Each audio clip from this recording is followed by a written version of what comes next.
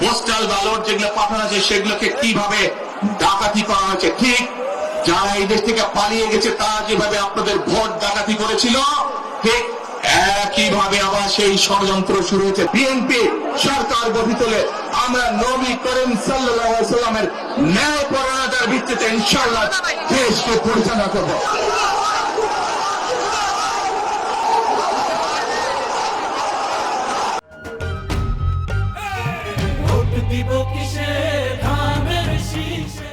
আমরা বিগত কিছুদিন ধরে খেয়াল করে দেখছি বাংলাদেশের কোন মহল এই দেশের ভেতরে কোন মহল ষড়যন্ত্রের চেষ্টা করছে। গত কয়েকদিন ধরে আপনারা দেখেছেন মধ্যপ্রাচ্য সহ বিভিন্ন দেশে পোস্টাল ব্যালট যেগুলো পাঠানো আছে সেগুলোকে কিভাবে ডাকাতি করা হয়েছে, ঠিক যারা এই দেশ থেকে পালিয়ে গেছে তারা যেভাবে আপনাদের ভোট ডাকাতি করেছিল, ঠিক একইভাবে আবার সেই ষড়যন্ত্র শুরু হয়েছে। দেখেছেন আপনারা, দেখেছেন প্রিয় ভাই বোনেরা, সেই ষড়যন্ত্রের বিরুদ্ধে সজাগ থাকতে হবে।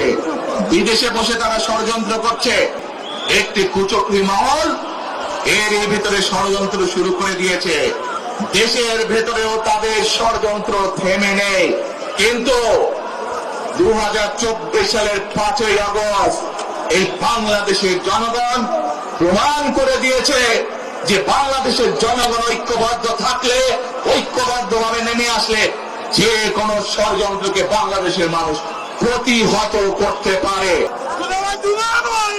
শেষে আবারও আপনাদের কাছ থেকে আগামী 12 তারিখে ধানের শীষের পক্ষে ভোট চেয়ে